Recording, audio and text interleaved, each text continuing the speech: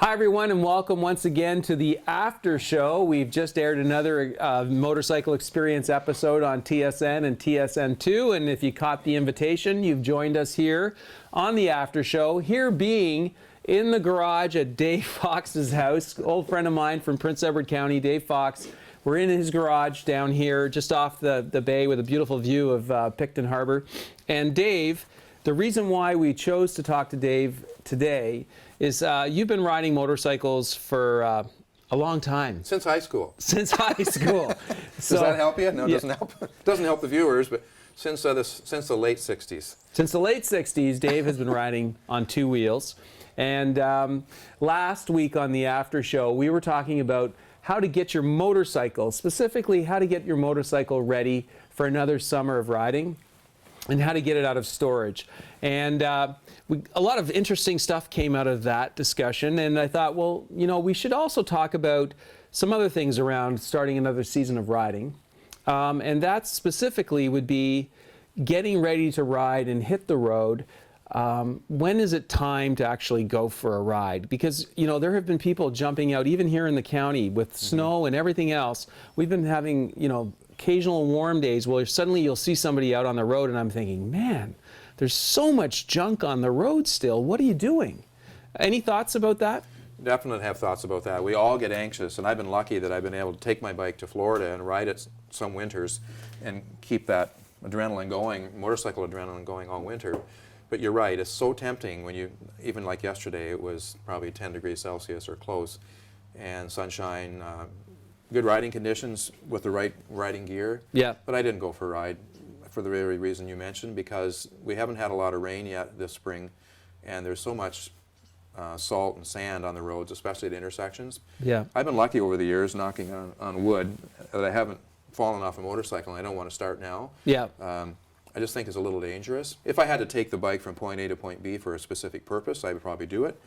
Like to the dealer for a checkup, that's fine. Yeah. But I wouldn't be out riding on country roads just for the leisure of it, for the reason I mentioned. Yeah, so the general consensus or rule of thumb here in Ontario, and I'm not sure about other provinces specifically when we talk about sand and salt, but in this province they still use both of those, a combination thereof. And we advise anyway, my advice when folks ask me about it is wait. You know, let there be at least one good rain, and you know, April showers, there's going to be one. Wash the roads, you know, for two reasons. You mentioned, you know, going down, you know, like certainly there's the opportunity to fall over on a corner, for instance. A lot of this stuff gets pushed over to the sides. A lot of the sand gets pushed over to the inside of these corners. If you're not careful and you tap the brake while leaned over in a corner, you could come unstuck. But also, there's still a lot of sand, not just the sand, but the salt too, and that's corrosive. You don't want salt on your motorcycle, right? No, I mean, I'm particular about my bike, as I'm sure most people are, and I try to keep it so it's going to last. I don't take it to the rust proofing dealership to get it rust proofed. Right. And you're right, it doesn't take much salt or sand getting up underneath, and there's so many crevices. We all know how much work it is to clean a motorcycle thoroughly. Yeah. And I'd prefer to have it just being summer dirt as opposed to winter dirt. Yeah. So if you can, please take a little bit of advice from us here in the after show and think about waiting for that road. I know you're anxious, but waiting for that road to get a good wash. The other thing too is if you do decide to go for a ride and it hasn't rained yet, if it starts to rain, please pull over and wait 10 minutes, right? Because another thing happens, and that is when it starts to rain, in the springtime especially, a lot of the oil that has been dropped in the road, especially in the center part of the road near where you come for a stop at an intersection, that's where that stuff really starts to get washed back up. And it can be very greasy there for the first few minutes when it starts to rain. And I use that advice even in the summertime, even if it's August and it comes to, I usually kind of watch the weather, and you're right, I sometimes have pulled over, not for more than one reason, sometimes to get out of the rain, but also to give the road a chance to get washed off a little bit. Right. Because even July, August, and September, cars still leak oil. Yeah. So, again, just to reinforce, wait for that first wash, let this stuff, I can see just standing here looking up Dave's road here, there's still puddles, literally puddles of sand, all the way up the road. So you want to get that washed off. So we're waiting to get that to happen. We want the roads to be clean when we go for that first ride. In the last after show, we were talking about getting the bike ready. What about getting your gear ready for the season ahead? Do you ever consider your options there? Yeah, I look my gear over. I mean, I usually look it over in the fall, or I'd look it over any time to make sure there's no tears in your jacket and everything's in good shape that way. And I think the most important thing you check is your helmet. Right. We talked earlier about the fact, and I'm not even that good at this necessarily, because we all get a favorite helmet that you're comfortable with. And every 5 years you should be looking at the fact that you should be replacing that helmet, because the cushioning inside is now weakened for sure.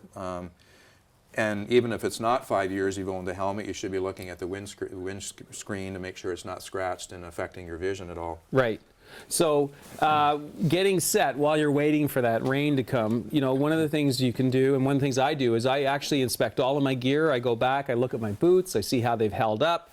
I look at my jackets, think about maybe, might not be a bad year, a bad spring to get a new jacket. It might be an excuse to sort of look at a new system, a new kind of textile system, or maybe a new pair of pants.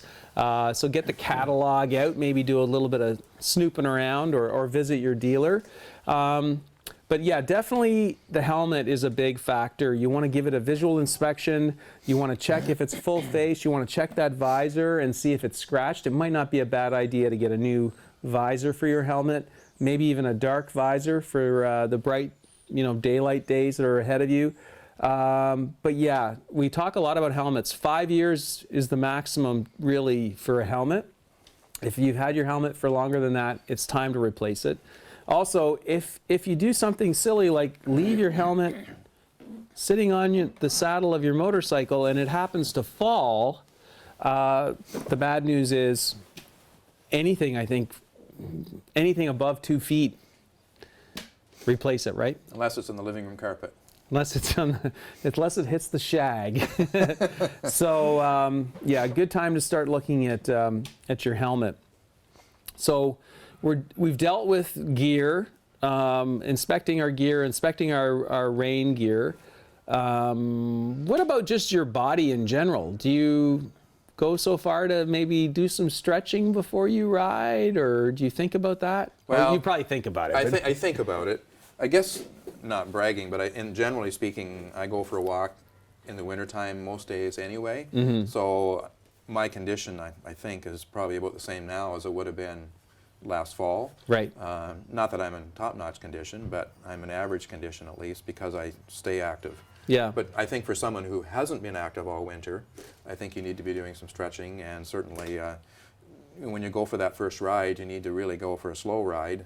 Go to a parking lot, go somewhere where you kind of just get back into the sync of how to handle your bike. Yeah. Because depending on how much you've ridden over the last few years, yes, you can get back into the groove pretty quickly, but I think it's good to kind of get yourself back in sync with your motorcycle. Right. And maybe you can tell pretty quickly, oh, gee, I put a few pounds on and I'm not able to lean quite the same way as I was before. So good advice. Yep. Yeah, there are folks that'll tell you to do a little bit of stretching, at least through the hamstrings and your legs, and maybe a little bit through your arms and shoulders, because you have not used those muscles for the most part. We all hibernate in the winter, and we're not using those muscles unless we belong to a gym or something. But you brought up a really, really good point, and that is, when you leave the garage for the first time, practice a little bit of braking, get used to your brakes working again, your rear brake, your front brake, but practice. That's the thing I think you really touched upon there that's vital, is maybe get yourself to a parking lot, a school, parking lot on a weekend, or a mall. We're lucky down here in Prince Edward County. We have an old, I shouldn't say where we go to practice. We have a place that we go to practice. It's top secret. It's top secret. And I think the owners would not like to hear that we've been still using their facility to practice, but we do. And we do practice. Right. Serpentines, getting used to turning your head again, getting used to looking over your shoulder, moving parts of your body that you haven't moved. Yeah. Practice. And I guess what we're saying through all of this webisode, what I'm hearing over and over again, and I do try to reinforce this with the show, is motorcycling is a sport. Exactly. Right? And you want to make sure your gear is all up to snuff. You want to make sure your body is up to snuff. Yeah, approach it like it's a sport. I don't think some people realize, we both have friends, I'm sure, who never had a motorcycle, but when they're getting close to retirement, have some more time, and motorcycle sales have gone up a lot. Now they slowed down for a few years since the recession, but generally speaking, in the early 2000s, motorcycling became really even more popular. And I've had several friends who immediately went out and bought a motorcycle because it just seems like the cool thing to do. Yeah. And they took the motorcycle course. They did the right things, and some of them did well in the course, some didn't. Sometimes there's a natural kind of ability to be able to ride a bike, Yeah. I believe. It's just like you have an ability to do lots of things physically. But you're right. There's a skill to riding a motorcycle. It's not just like sitting in the chair watching TV. Mm-hmm. You've got to know your bike, and if you just got a new bike, you've got to learn all over again. Yeah. I mean, there's the one thing about just that you're not a participant like in a car where you're sitting there and the radio's on and you've got one hand on the wheel and you kind of, you've got time to think about things. With a motorcycle, you're active. You're an active participant. Right. And it truly is a sports, in my opinion, it's a sporting environment. That's where it comes back to the gear. I mean, if you have the right gear, just like in any sport, you're going to enjoy it that much more. There's nothing worse than suddenly it rains and you're not prepared, you don't have the right gear, and it's, you're getting a drenched crotch or rain running down the back of your neck. It's ugly, and it's going to really turn you off the sport.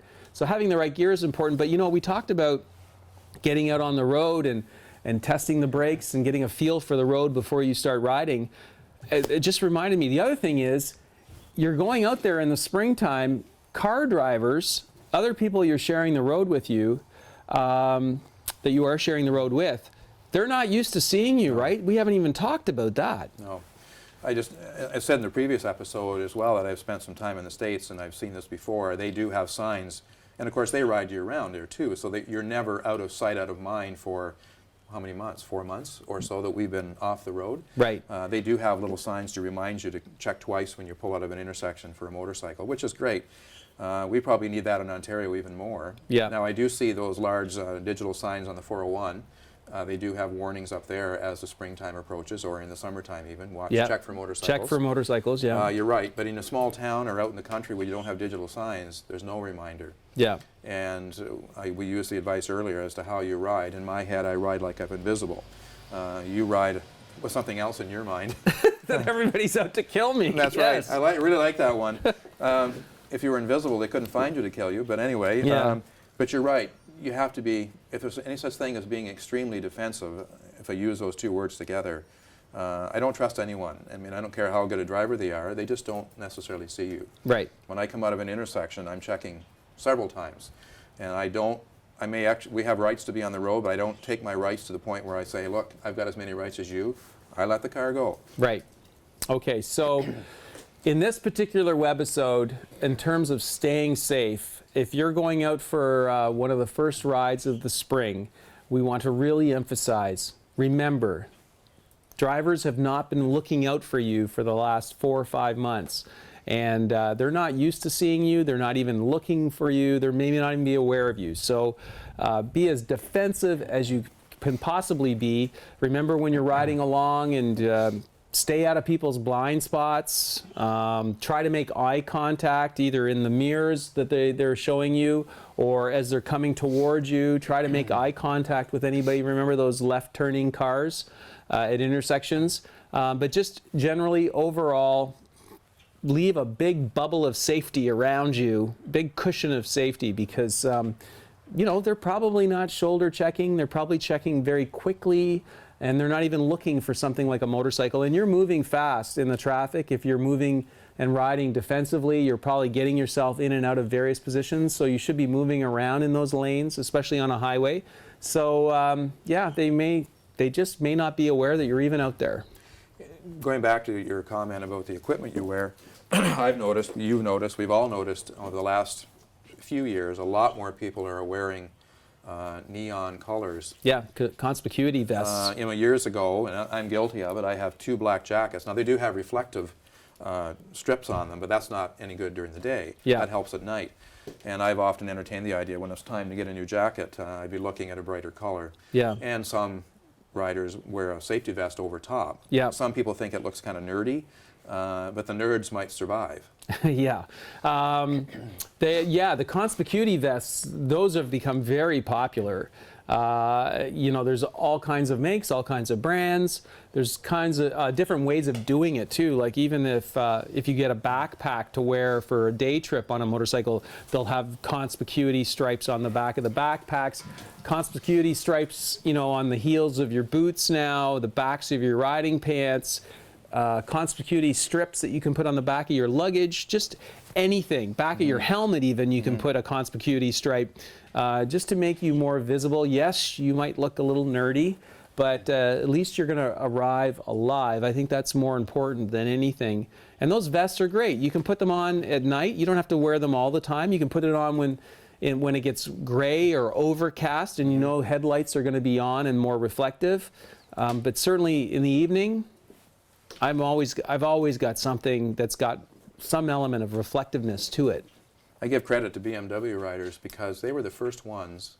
I know it's just a trendy thing with BMW riders years ago. Yeah. Were wearing bright colored jackets, weren't they? Yeah. I guess that was a product they were selling in their dealerships maybe, but kudos to them because they started a trend that's a smart one. Yeah, I think a lot of their gear does have like a very large on the back, right across the back. Most of their gear has a reflective silver stripe of that conspicuity material.